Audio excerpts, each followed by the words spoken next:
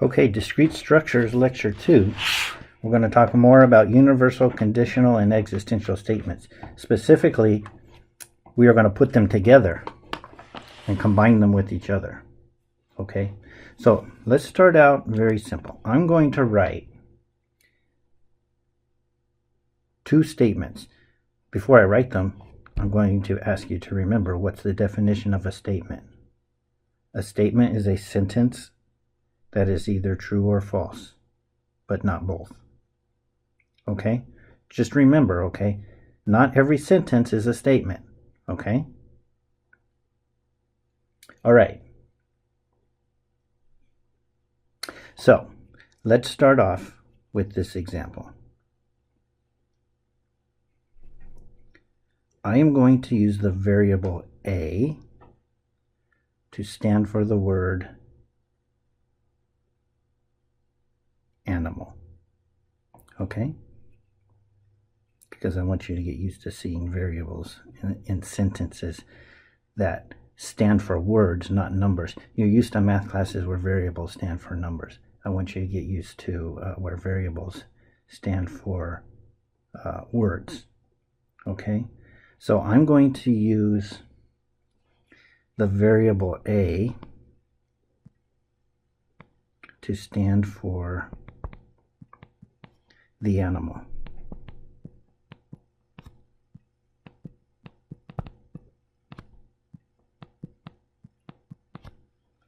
Okay, exactly that, the animal. You don't have to ask what animal. It's not standing for, see, this is where it gets a little bit tricky, okay? A is not standing for a specific animal. It stands for the two words, the animal. It stands for a phrase. Okay? Now, I'm going to write something down. A is a dog.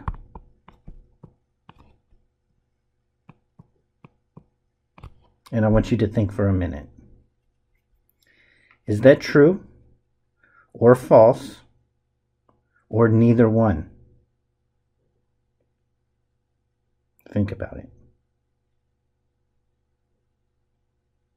Okay, here's what I say the answer is. I say the answer is neither one. It's not true and it's not false.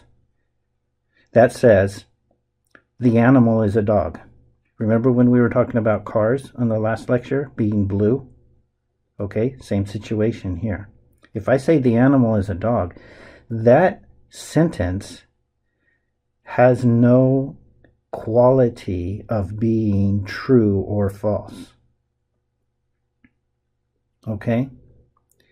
Because I'm not specifying a certain animal. So if somebody says, hey, the animal's a dog, you can't say, yeah, you're right, the animal is a dog, because you don't know what animal, they haven't specified. And it's not just that, it's not your lacking of knowledge, it's the fact that they have not attached that sentence to any particular animal. It's way too vague. You also can't say, no, you're wrong, the animal is not a dog. Because again, they haven't attached it to any particular animal. Okay? So that's neither true nor false. So what does that mean? That means that this is not a statement. That's important for you to know. That's not a statement.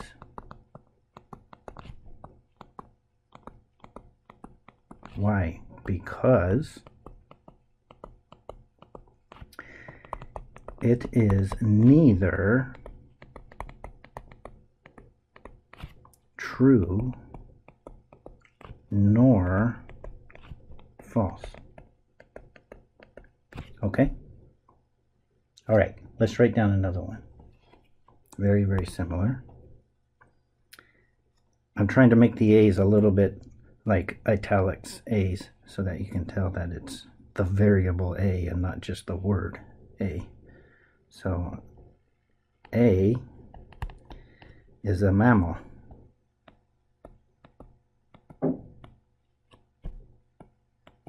Same question. Do you think that's true or false or neither?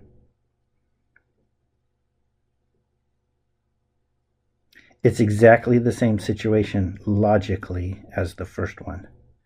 Okay?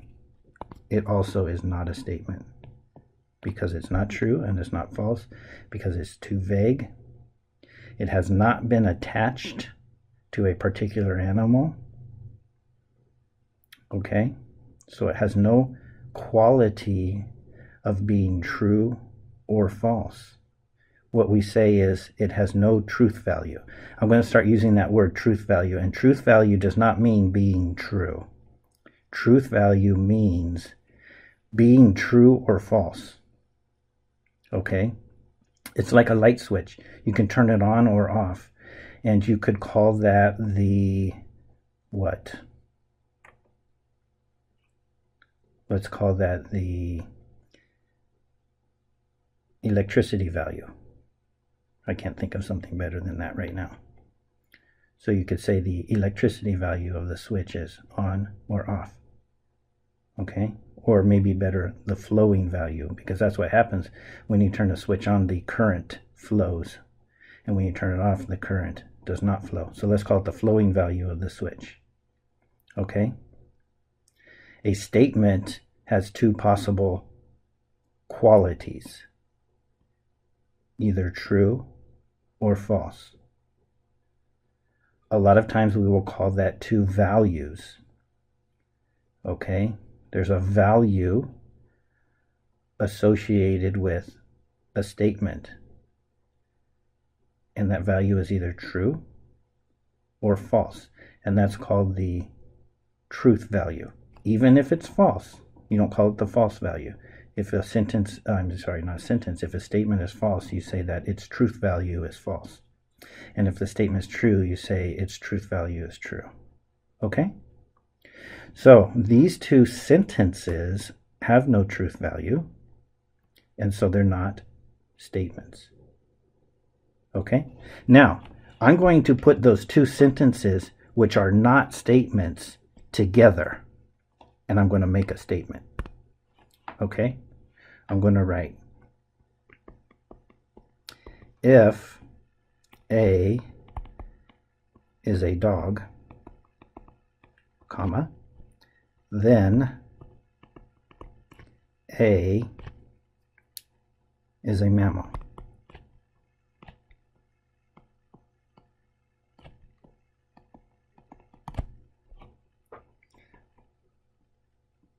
That is a statement. It's either true or false. Okay? And you probably all know which it is, but maybe you don't. That's okay. You might not, biology might not be your thing, and maybe you're not sure what it means to be a mammal or not, and that's perfectly fine. I will tell you, though, that this sentence is true.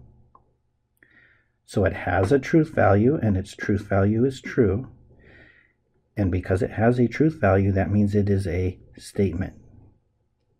Okay? Now, do you recognize from lecture 1 what kind of statement that is? I'll give you a hint. These two words, if, then. I said that those are a key that clue you in that you have a certain kind of statement. Do you remember the name? It's called a conditional statement. Okay?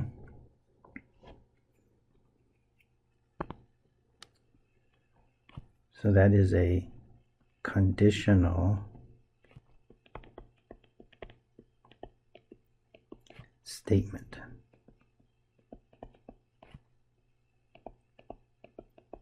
And its truth value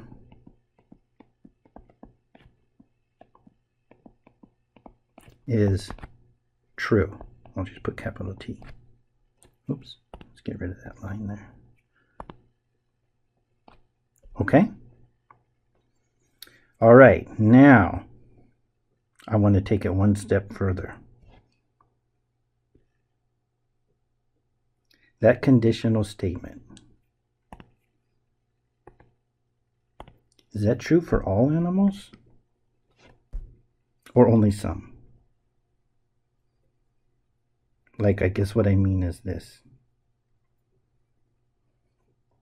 I know this is going to sound very strange when I say it, and that's okay. Because, by the way, when you're studying logic, you can't always go by trying to make the words fit your experience of the real world. Okay? Because these are entirely philosophical constructs, abstract constructs. It's nice when they do fit our experience of the real world, but even if they don't, you still have to take them the way they're given. Okay? So, what if I said this? What if I said,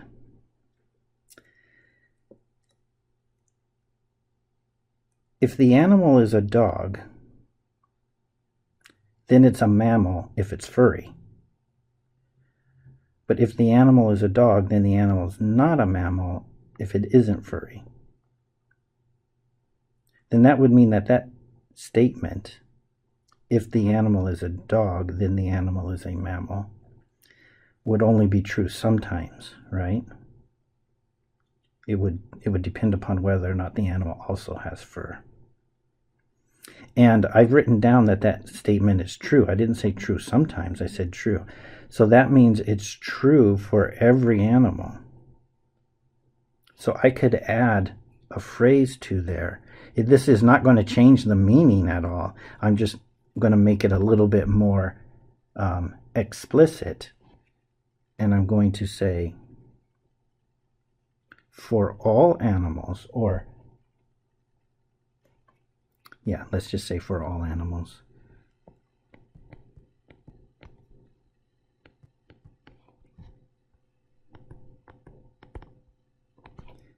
Make this word smaller. Okay, for all animals, if A is a dog, then A is a mammal. Okay, now I want to say a few things about that. Number one, I almost wrote for all A, if A is a dog, then A is a mammal. Why did I stop myself and not write for all A? Simply because of grammar. A stands for the two words, the animal. So if I wrote for all A, then it would say, for all the animal.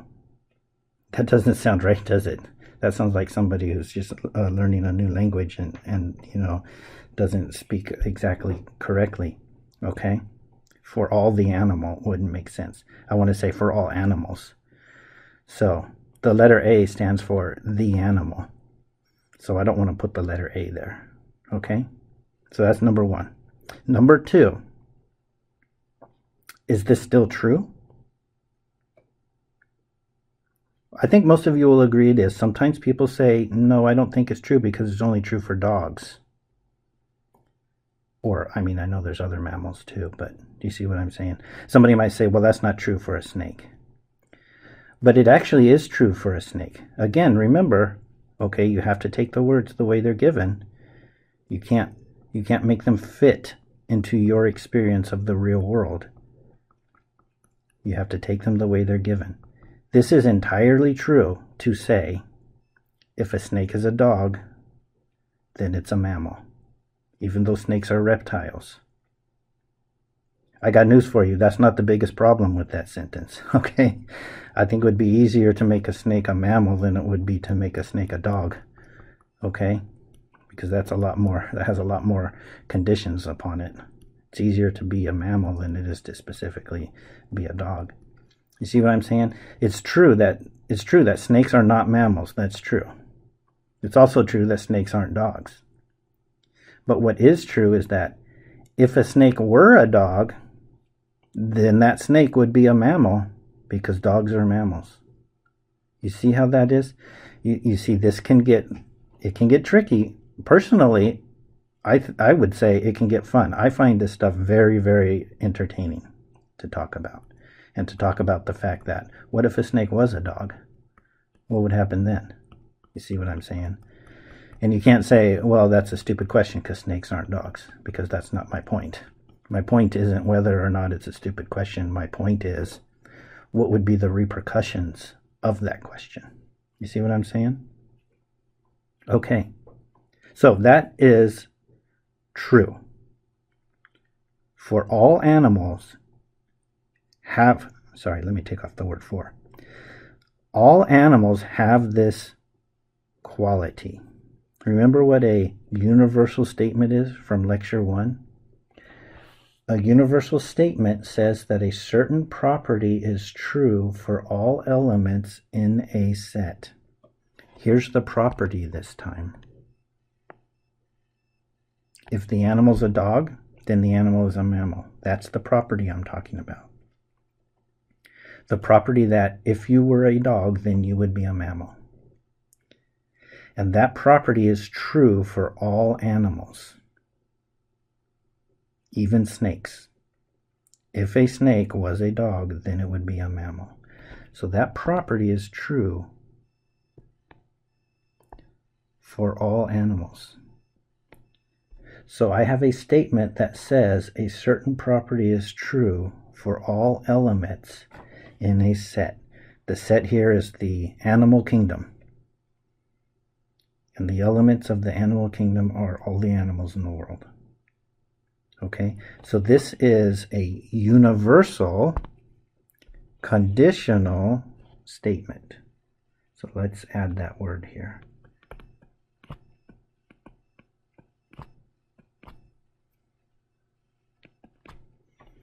It's a universal conditional statement. The yellow part is the conditional part. Tacking the green part onto it makes it universal. Okay? Now, by the way, let me just say this.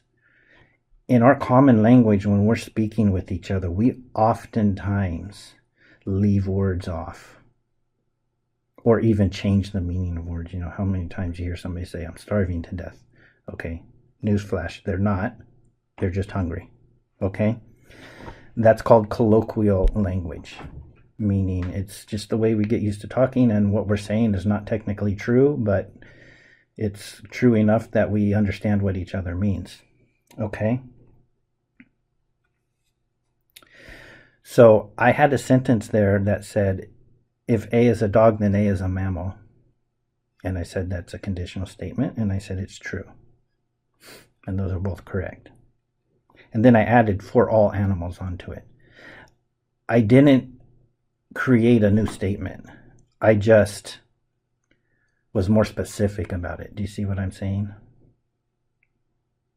I hope that makes sense.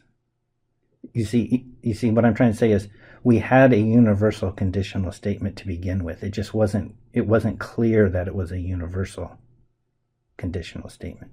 It was clear that it was conditional. But I don't think it was clear that it was a universal conditional statement. So I made it clear by adding the 3 words for all animals. Okay? All right, let's move on here. Let's do a universal existential statement.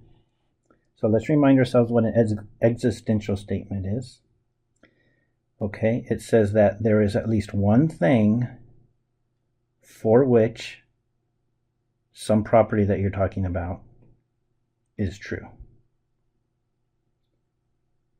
Okay, so let's do some examples of this.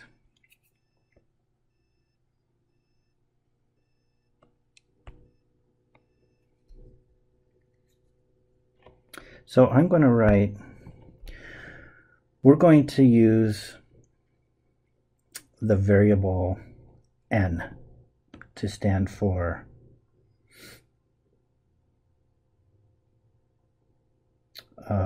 I'm just picking my words very, very carefully here. I want the letter N to stand for a number.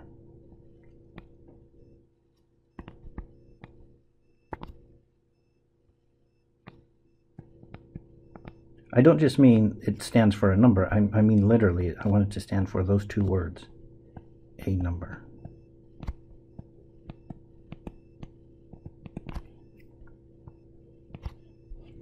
Okay, now, what if I write this? n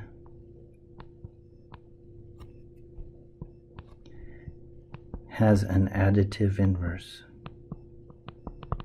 You know what that means, right? It means what we would call a negative, but that's not a good word for it, because if n itself is negative, then the additive inverse is actually positive. This is looking kind of sloppy, I apologize, but my pen is not working very well. I think I need to clean off my screen. Okay, n has an additive inverse. Let's think about that. True, false, or neither? Or I could word the question this way. Does that have a truth value? Okay? Now, it's tempting to say yes, it has a truth value. But then we could argue about whether that truth value is true or false. But the actual answer is we don't need to have that argument, because that actually doesn't even have a truth value. Because, again, too vague. Remember, the letter N just stands for the two words, a number. So it would say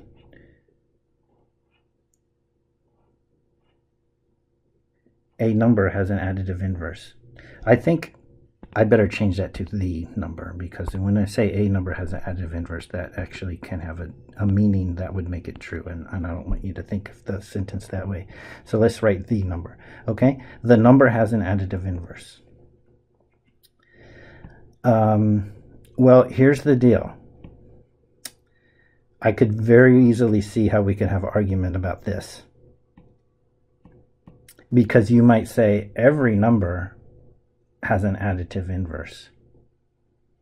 The additive inverse is the number that you would add to it to get 0. So the additive inverse of 5 is negative 5. The additive inverse of negative 12 is positive 12. The additive inverse of 0 is 0. Okay, so I could see you saying every number has an additive inverse. So even though that's very vague to say the number has an additive inverse, you might say it's still true no matter what, because every number has an additive inverse. But here's the thing I would caution about. Okay,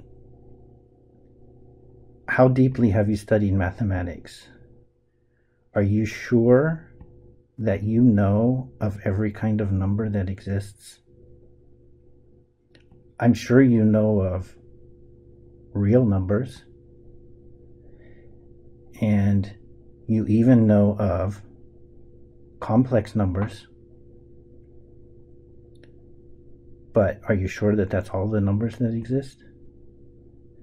There are other numbers called quaternions, and there are other numbers called p-adic numbers. So be careful. Just because every number that you know of has an additive inverse, are you sure that that means that every number that exists has an additive inverse? So I would argue that this is neither true nor false, because it depends upon what number n is. Okay?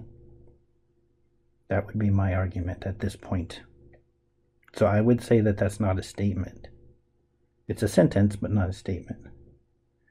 Okay, but if I wrote this,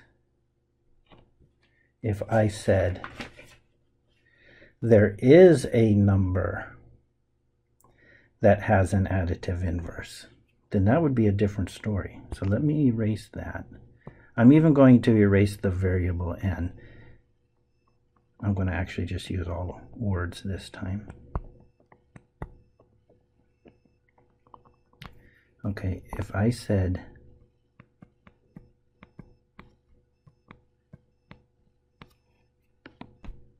okay, sorry, there was a slight pause there. I had to clean the screen. It was just getting too bad. Okay, so if I said there is a number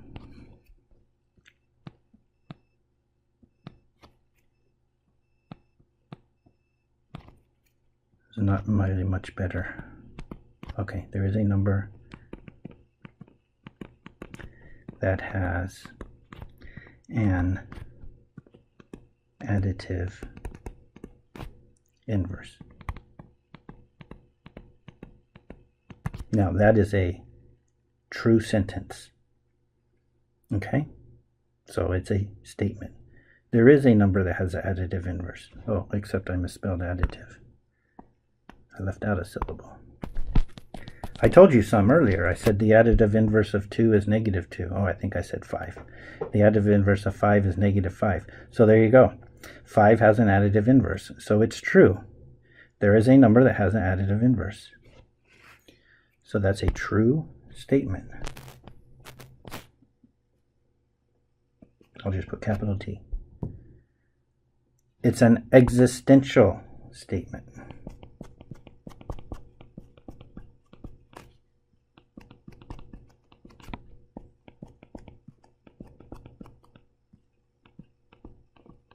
Because it says, here's the keywords, there is.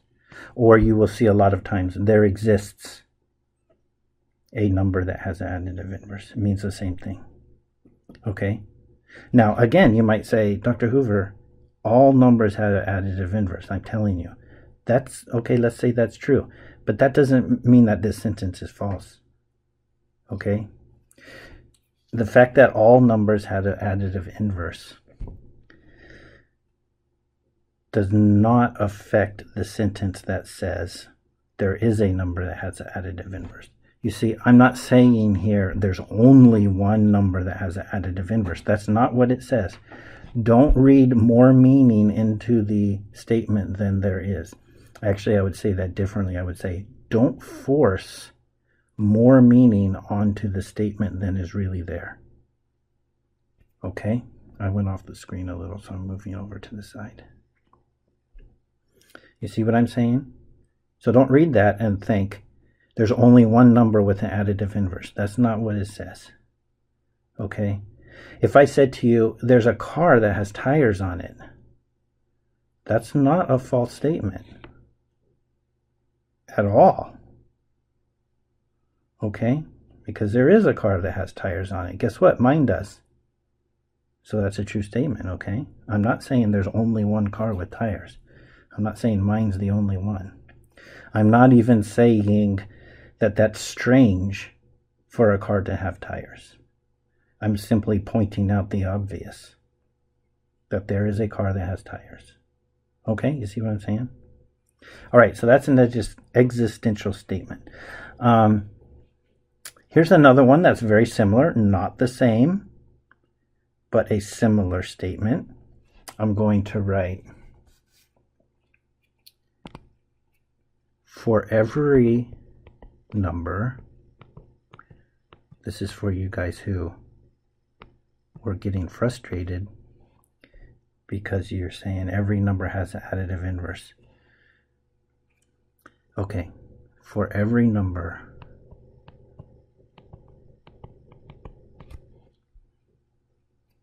comma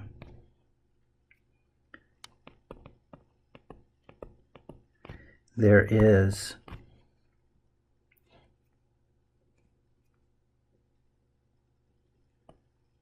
a number that is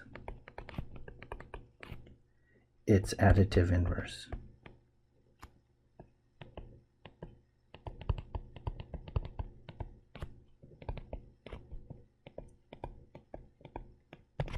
In other words, that's another way of saying this. All numbers have additive inverses. So for those of you who was wishing that I would come right out and say that, there it is. All numbers have additive inverses. I've just worded it in a certain way. I worded it this way. For every number, there is a number that is its additive inverse. Okay? So look at these words. There is. That is signaling to you that you have an existential statement. Right here, this part. after the comma. That's not an existential statement, it's an existential phrase.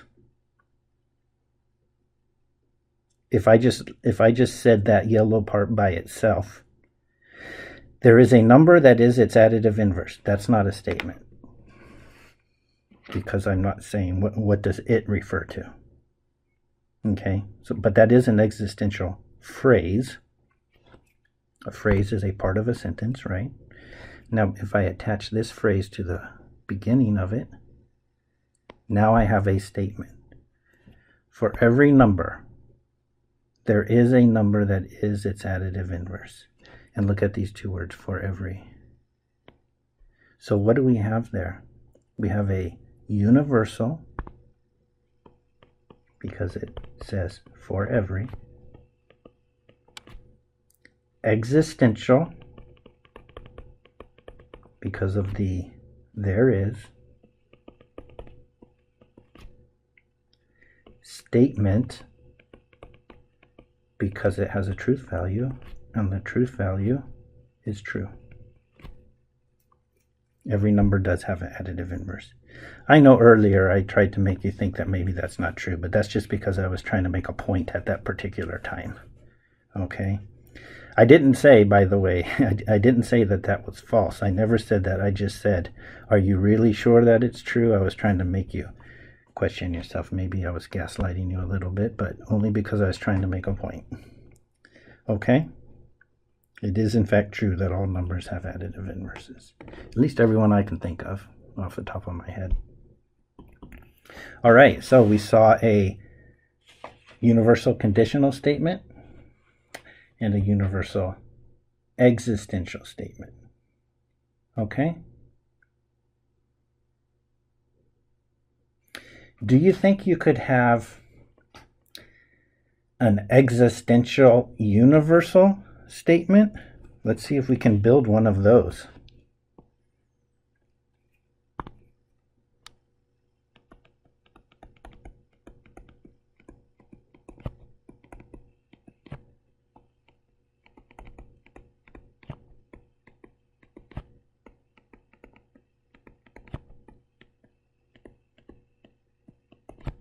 I think I can think of one of those. How about this?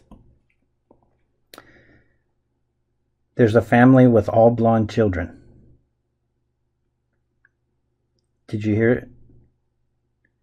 There is, and then a little bit later, all. Okay? Let me write that down.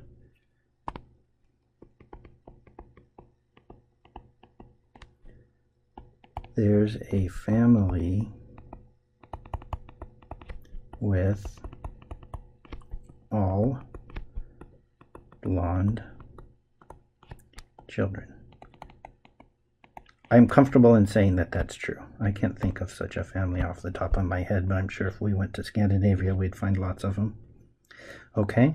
So here's how I could write that more explicitly so that you can actually see the existentialism and the universality. Okay? Sorry, I keep going off the right edge of the screen. My screen is bigger than what will show up on the video, so I have to be careful about that. Okay, so I could write it like this. There exists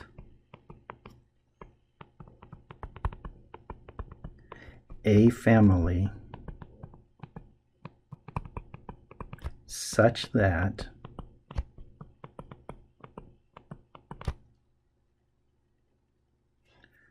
for every child, I believe we should have a comma there, for every child in that family,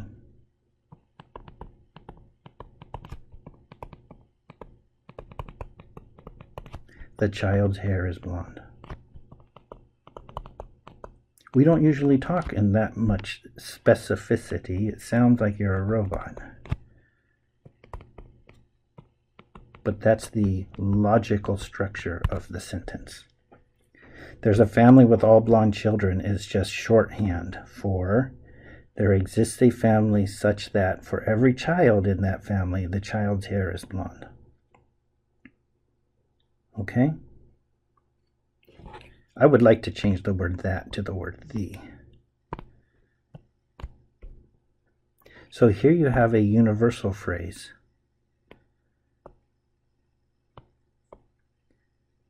For every child in the family, the child's hair is blonde. I said universal phrase because I don't believe that's a universal statement, because that depends. It says the words the family, but it doesn't say what family you're talking about. Okay, but then we add an existential phrase to the beginning of that. And putting those two together, now we have an actual statement. Okay? Now, we can argue about whether or not it's true. I certainly can't prove it to you right now. Like I said, if we went to Scandinavia, it would probably be easy to find such a family. But maybe I'm wrong. Does that change whether or not that is a statement? The answer is no. Even if it's wrong, that doesn't mean it's not a statement. It just means that it is a false statement. Remember, a statement is a sentence that is true or false. Being false is not a bad thing in logic. It's just the other side of the coin. I mean, think of a quarter, okay? There's no good or bad between heads and tails. It's just two sides of a coin, and they have the same value, right? A quarter is worth 25 cents no matter which way it lands when you flip it. So same thing here. You don't have to try to figure out if that is true or not. You just have to figure out, is it in fact one of those, true or false? Okay? So I'm not going to write T or F because I'm not entirely sure. I mean, I would definitely bet money on that that's true. I'm very confident that that's a true statement, but technically I don't know. Okay? Oh, actually, no, that's not true. I can think of a family right now, and they only have one child, and she's blonde. So there you go. That is a true statement. Okay. All right. So we had a universal conditional statement, a universal existential statement, and an existential universal statement. Okay? We are not going to see a conditional universal statement. I know you're probably thinking, well, that would be the only other possible combination, but we're not going to see those. All right, that's the end of this lecture. If you have questions, come to the Zoom discussion and we can discuss it some more.